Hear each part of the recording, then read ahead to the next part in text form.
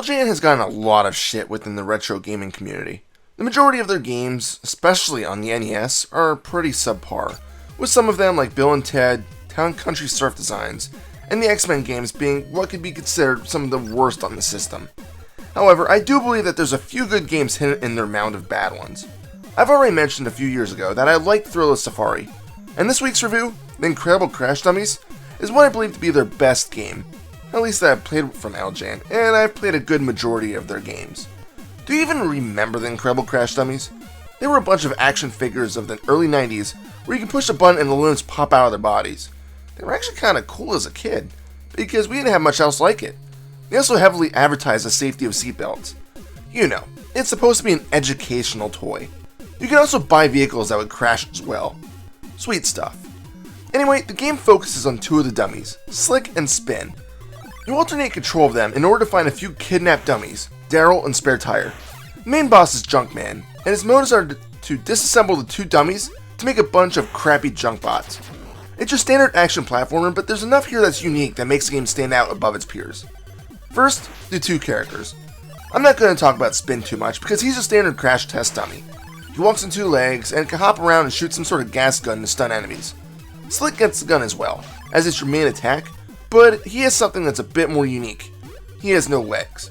Instead, he is equipped like a tire, almost like a unicycle. Because of this, you have momentum to work with. As Slick gains speed, you will need to use the opposite direction to slow down quickly, or just let go of the directional pad in order to glide to a halt. You can also use the ramps in the first stage in order to make slightly larger jumps to grab some of the power-ups. But I'm getting ahead of myself. Because Slick isn't moving but instead cycling everywhere, controls can be a bit loose, but that's to be expected. This makes you think a bit in advance to figure out how to navigate the levels. You can't just glide effortlessly to the end of the stage. When you jump, Slick will bounce a little when hitting the ground. If you're good, you can perform another jump immediately when touching down, but it takes some practice, and sometimes it's better to take each jump a bit at a time. There's a bunch of items that you can find to help you out on your journey. You can find cones, which will grant you an extra life when 50 of them are collected. Dummy heads will increase your health by 1 point. There are steering wheels that will grant invulnerability, and rockets that will propel you forward. These rockets come in two varieties. One is a voluntary speed boost that you control, and the other will make you speed forward uncontrollably. This yellow rocket is best avoided because you go forward and cannot stop moving unless you hit a wall or the power-up duration ends. In addition, smacking a wall at high speeds may pop your head off. So that's another unique thing about the Incredible Crash Dummies. Certain events and obstacles will decapitate your dummy. When this happens, you won't lose any health, but you'll be forced to walk or ride around headless. As such, your controls become swapped. Left now moves you right, and vice versa. You need to master this quickly, because otherwise the game will get extremely challenging. Secondly, if you're decapitated and then hit another event that would decapitate you again, it will most often force you to take damage. At least the bombs in the pier stage are avoidable when headless by ducking though. There are a few weapons that you can use to destroy your enemies. I've already mentioned the mysterious gas that stuns the enemy bots. In addition to this, you can find oil cans that are shot to destroy enemies. You can also find an arm, which essentially gives you more invulnerability to most enemies. Do yourself a favor and save these for the final boss though. There are a few pain points with this game that I need to mention. For one, getting decapitated seems to happen way too frequently. Yes, heads are strewn around in enough areas to restore your missing cranium, but then a few seconds later you might lose it again. This is mostly seen when controlling Slim. The pier causes the headless situation because there are so many freaking bombs that are being dropped, and I usually willingly lose my head so that I don't get hit mid-jump and then fall right into the water. Same thing happens in the Carnival stage, in the Funhouse, but it can be considered worse because the punching gloves that bounce you into the ceiling are extremely hard to see. Sometimes you can see them poking out a bit, but near the end of the stage it'll happen so suddenly that you'll have no way to prepare yourself.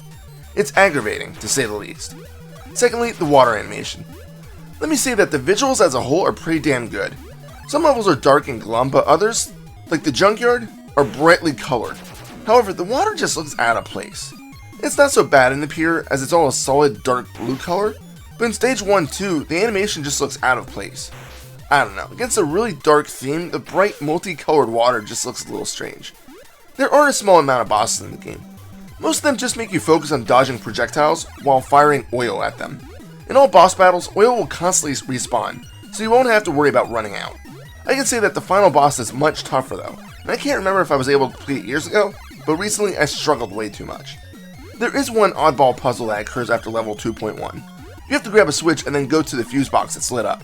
By using the switch, Slick will jump, activating the box. You then need to race to the next box to activate it.